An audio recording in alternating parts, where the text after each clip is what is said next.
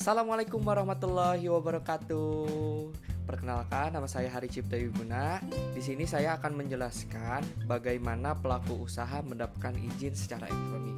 Tapi pada kesempatan ini saya hanya fokus kepada UMKM saja. Nah, dari mulai pendaftaran, kemudian pelaku usaha mendapatkan izin secara elektronik. Nah, bagaimana kita mendapatkan izin secara elektronik? Yaitu dengan sistem pelayanan perizinan berusaha secara elektronik yang diselenggarakan oleh pemerintah melalui sistem OSS. Nah, kalau misalkan kalian belum tahu apa itu OSS, OSS adalah sebuah platform perizinan yang dibuat oleh pemerintah untuk pengurusan izin berusaha untuk pelaku usaha. Jadi kalau teman-teman memiliki kegiatan usaha, baik mikro, kecil, menengah, sampai besar sekalipun, proses perizinannya sekarang melalui sistem OSS yang dibuat oleh pemerintah. Nah, gitu. Terus lanjut lagi, pelaku usaha yang seperti apa yang dapat mengakses sistem OSS? Yang pertama adalah pelaku usaha mikro, pelaku usaha kecil, pelaku usaha menengah, dan pelaku usaha besar. Nah, ini berlaku setiap pelaku usaha yang akan melakukan kegiatan usaha. Nah, untuk mempersingkat waktu, langsung saja kepada tutorial bagaimana kita menggunakan sistem OSS. Yang pertama kalian buka adalah Google atau Mozilla Firefox atau lainnya. Itu kalian langsung saja akses alamat website untuk OSS-nya, yaitu oss.go.id. Nah, langsung dimasukin di situ. Nah, langsung muncul beranda OSS seperti yang ditayangkan ini. Yang pertama muncul ada pengumuman. Di sini pengumuman itu berfungsi sebagai berita terupdate yang dikeluarkan oleh BKPM atau Badan Koordinasi Penanaman Modal terkait dengan info-info terupdate tentunya. Kalian bisa lihat-lihat di bawah ini. Langsung saja di close. Ini adalah beranda dari online single submission. Yang pertama kalian lakukan adalah mendaftarkan user ID dengan memasukkan identitas pribadi. Di sini masuk kepada menu daftar atau masuk, muncul tampilan seperti ini. Nah, itu kan ada tulisan form login ya. Nah, di situ kalian nggak bisa login dulu kalau misalkan kalian belum mendapatkan user ID dan passwordnya. Terus bagaimana caranya mendapatkannya? Kalian klik daftar di sini. Nah, muncul. Nah, di sini ada jenis identitas. Kalau misalkan jenis identitas kalian kartu tanda penduduk atau KTP, kalau misalkan paspor, kalian pilih paspor. Di sini saya pilih KTP, kemudian nomor induk kependudukannya dimasukin. Negara asal, karena untuk KTP itu langsung Indonesia, di sini langsung terkunci. Kemudian tanggal lahirnya, nomor handphone, kemudian alamat email.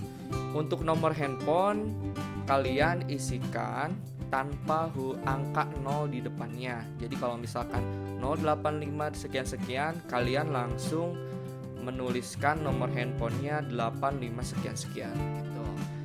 Nah, untuk alamat email ini, pastikan alamat email teman-teman itu aktif ya. Karena nanti verifikasi akun untuk user ID dan passwordnya itu masuk kepada alamat email yang teman-teman masukkan di situ. Setelah ini semua terisi, langsung masukin kode captcha yang tersedia di sini berwarna ungu. Di situ ada tulisan Gresik, dimasukkan saja. Kemudian setelah itu langsung klik centang saya mengerti dan menerima syarat ketentuan penggunaan sistem OS, kemudian submit. Setelah disubmit, teman-teman langsung membuka email teman-teman yang tadi teman-teman masukin di kolom pendaftaran.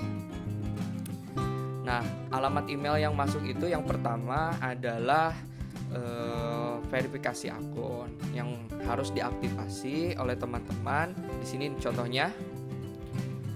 Nah, ini contoh email masuk. Ini ada tulisan aktivasi, itu langsung diklik aktivasi sampai berhasil. Kemudian nanti ada alamat email masuk lagi berupa user ID dan password. Oke, setelah teman-teman mendapatkan username dan passwordnya, teman-teman langsung masukin di form login ini username dan password yang didapatkan melalui alamat email.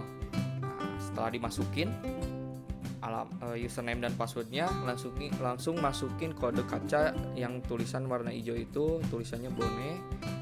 Kita langsung login ke sistem OSS. Setelah login, teman-teman masuk pada sistem OSS. Di sini ada tampilan awal, selamat datang di OSS. Ada menu home, permohonan, perubahan, pengembangan dan perluasan usaha, pencabutan izin, pelaporan LKPM dan fasilitas.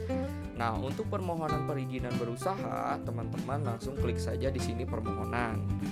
Nah, di sini ada beberapa menu, diantaranya non perseorangan, perseorangan dan IUMK. Karena yang akan dibahas di sini adalah pelaku usaha untuk mikro dan kecil, kita pilih IUMK gitu kan. Nah, di IUMK ini muncul lagi menu 3, yaitu yang pertama nomor induk berusaha, tracking dan izin komersil. Untuk melakukan pertama yang harus dilakukan teman-teman yaitu mengklik nomor induk berusaha. Nah, setelah masuk ini ada beberapa step. Di sini ada data profil, data usaha, komitmen prasarana usaha, draft NIB dan izin usaha, kemudian output dan izin usaha. Nah, dari beberapa step ini kita harus isi. Jadi kalau misalkan di sininya ada tanda merah, bintang merah, itu berarti wajib diisi, tidak boleh dilanjut ya sebelum kalian isikan. Di sini nomor telepon misalkan kita isi, nah gitu. Kemudian nomor fax kalau ada dimasukin. Nah, pendidikan terakhir misalkan masukin, NPWP jika punya silahkan masukkan. Kalau misalkan tidak punya pun, karena ini tidak bertanda merah, itu tidak wajib. Nah, itu kan ada, apakah Anda akan melakukan kegiatan ekspor? Nah, kalau misalkan iya, jawab ya. Kalau misalkan tidak. Nah, di sini ada kekayaan bersih. Silahkan untuk kekayaan bersihnya di sini maksimal 500 juta, yang bisa lebih kita masukin di sini misalkan 10 juta ya. Nah, setelah dimasukin langsung simpan. Nah, step kedua ini adalah data usaha. Kita isi di sini tambah usaha, nama usahanya dimasukin di sini, misalkan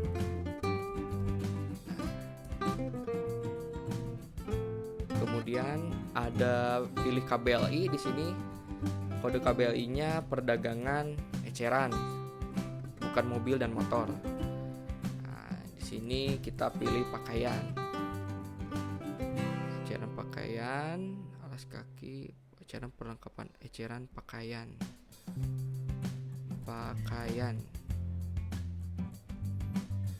Sarana usaha yang digunakan yaitu laptop, kemudian handphone karena jualan online ya.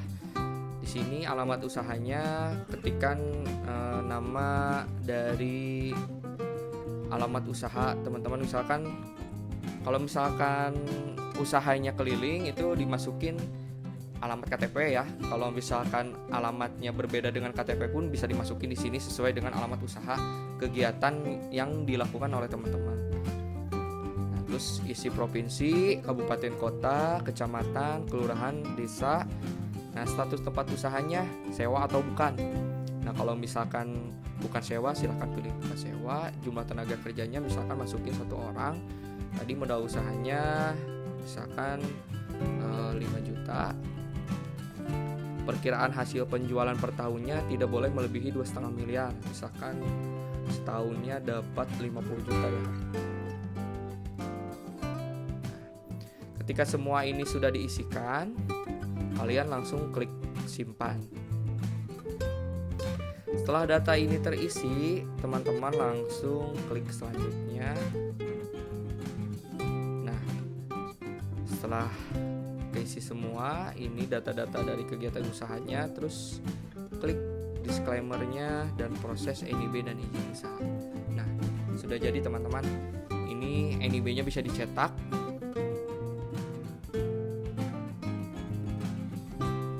Ini izin usahanya.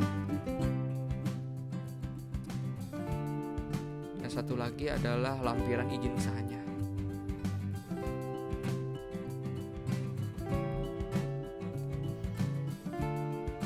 Nah, itu saja tadi sekilas bagaimana pelaku usaha UMKM mendapatkan perizinan secara elektronik melalui sistem OSS.